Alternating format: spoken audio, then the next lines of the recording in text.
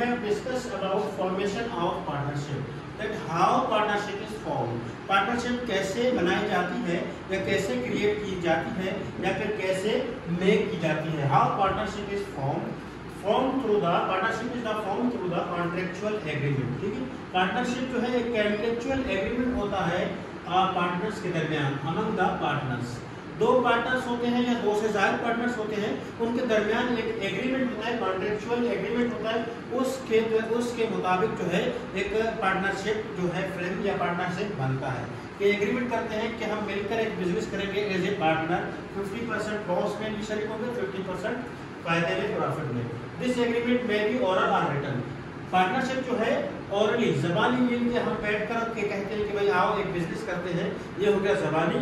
या फिर हम चले जाते हैं रिटर्न में, लिखत में हम एक एग्रीमेंट करते हैं, ये टर्म्स और ये कंडीशंस होगी, उसके मुताबिक जो है पार्टनरशिप भी. पार्टनरशिप एक कॉन्ट्रैक्ट एग्रीमेंट के जरिए होता है, वो ओरल भी हो सकता है, एग्रीमेंट भी, रिटर्न एग्रीमेंट भी हो सकता है.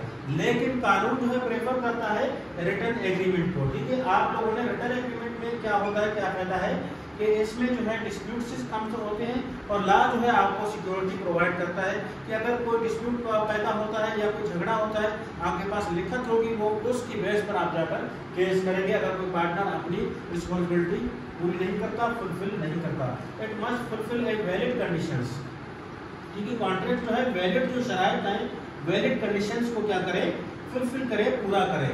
कि जो कंडीशंस हैं कॉन्ट्रैक्ट में उसको पूरा करे, ना कि उसके अगेंस्ट जाए. फॉर एग्जांपल मिसाल के तौर पर कंडीशन रखी गई कि 50% आप इन्वेस्ट करेंगे, 50% मैं इन्वेस्ट करूंगा, 50% आपके स्किल, 50% मेरे स्किल्स होंगे शामिल, सर्विस भी उसी तरह. मगर आप जो है हर चीज 50% इन्वेस्ट तो कर रहे हैं, सर्विस नहीं दे रहे हैं, दुकान पर आकर बैठते नहीं हैं, तो ये जो है कंडीशंस की वैलिड कंडीशन ना होगी, ये खिलाफ वर्जी हुई कंडीशंस की. कॉन्ट्रैक्ट जो है अकॉर्डिंग टू 1872 कॉन्ट्रैक्ट एक्ट के मुताबिक होगा. ठीक है, मिसाल के तौर पर कॉन्ट्रैक्ट में आप लोगों ने पढ़ चुका होगा वाइड एंड वाइडेबल कॉन्ट्रैक्ट. अगर हम ऐसा कारोबार शुरू करते हैं जो शुरू से ही वाइड हो, जिसकी कोई वैल्यू ना हो, वाइड कॉन्ट्रैक्ट ऐसा कॉन्ट्रैक्ट होता है जिसकी वैल्यू ना हो. मिसाल के तौर पर कि कार की गाड़ियाँ हम सप्लाई करेंगे कोयटा से सन की तरफ, के पंजाब की तरफ हम सप्लाई करेंगे, तो ये कॉन्ट्रैक्ट, ये बिजनेस, ये पार्टनरशिप बिजनेस जो है शुरू से ही वाइड है, इसकी कोई वैल्यू नहीं है. So it must be according to contract act 1872. ठीक है, मीनिंग ऑफ फॉर्मेशन की मीनिंग क्या है, process of creating establishment something like organization और ये स्ट्रक्चर. के formation means to make something, to make the partnership, के पार्टनरशिप को बनाना.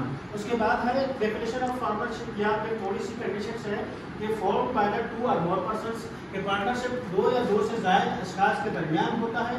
ठीक है, it must be decided to take your law, कि वो डिसाइड करते हैं पार्टनर कि वो एक लॉफुल बिजनेस करेंगे, कि बिजनेस जो है लॉफुल होगा, और एग्री होते हैं कि प्रॉफिट जो है एक दूसरे में बराबर का शेयर करेंगे. और अगर यूजुअली अगर लॉस होता है बिजनेस में, बिजनेस करते हैं पार्टनरशिप में, अगर कोई लॉस वगैरह होते हैं तो उस लॉस में भी वो लोग क्या करेंगे, बराबर के शरीक होंगे. ऐसे नहीं कि लॉस होता है, लॉस की भरपाई मैं करूं, बाकी प्रॉफिट हो उसमें हम बराबर शरीक हो, ऐसे नहीं चलता. लॉस भी पार्टनरशिप में बराबर का ही होगा. और एक्ट ऑन म्यूचुअल एजेंसी, ये एक दूसरे के मीन्स एजेंट भी होंगे, प्रिंसिपल भी होंगे, मालिक भी होंगे और मुलाजिम भी होंगे उसी फ्रेम के, उसी पार्टनरशिप के. एजेंट कैसे होंगे, कोई परचेज करना हो उसके लिए एजेंट बनकर जाएंगे, कोई चीज डिलीवर करने होंगे उसके लिए एजेंट बनकर जाएंगे. अगर वहां पर बैठे हैं अपने कारोबार पर, एज ए प्रिंसिपल होंगे. ये जो है फॉर्म हो सकती है, बना जैसे formation of through the oral agreement. ठीक है, ये जो है ओरल भी बन सकती है, जबानी कलामी. हम जो है आपस में दोस्त बैठकर एक पार्टनरशिप बिजनेस शुरू करते हैं ओरली.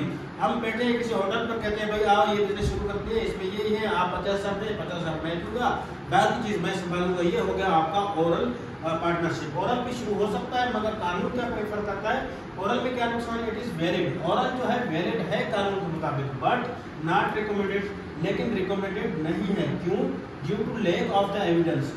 ओरल में जो है एविडेंसेस नहीं होते. मिसाल के तौर पर हमने जो है शराइत रखी कि आप इन्वेस्ट करें, मैं भी इन्वेस्ट करूं, आप भी स्किल्स देके मैं भी, मीन्स आप भी सर्विस देके आकर दुकान पर बैठेंगे कारोबार पर, मैं भी, लेकिन दुकान पर सिर्फ मैं ही बैठता हूँ, मैं चलाता हूँ, इन्वेस्टमेंट बराबर है, तो ये खिलाफ वर्जी हुई. मगर लिखत में होगा तो आप लोगों के लिए अच्छा होगा, नहीं होगा तो एविडेंसेस की लेक होगी, कमी होगी. अगर ओरल में होगा तो formation through the written agreement. ठीक है, अगर लिखत में एग्रीमेंट होगा दिस काइंड ऑफ पार्टनरशिप इस काइंड की लिखत वाली रिटन एग्रीमेंट प्रेफरेबल है। इसमें क्लियरिटी होती है, मीन क्योंकि हर चीज़ लिखत में होती है, कुछ बताने की जरूरत नहीं होता अगर कोई डिस्प्यूट वगैरह होती है। लीगल सिक्योरिटी होती है, इसमें कानून आपको क्या करता है, सिक्योरिटी देता है रिटन एग्रीमेंट में। मीन्स अगर कोई वायलेशन होती है टर्म्स कंडीशन राइट्स की, तो उस वो वायलेशन वहाँ पर लिखी होगी आपके एग्रीमेंट में, आप जाकर कोर्ट को देंगे, कोर्ट आपको उस एग्रीमेंट के तहत सिक्योरिटी प्रोवाइड करेगा। Essentials of the valid partnership के एसेंशियल्स क्या है, क्या अहम चीजें हैं जिससे एक पार्टनरशिप जो है बिजनेस जो है वैलिड बनता है। ये देयर मस्ट बी टू और मोर पर्सन्स, दो या दो से ज्यादा पर्सन होना चाहिए। एक पर्सन जो है पार्टनर नहीं, वो फिर सिंगल मेंबर बिजनेस होगा।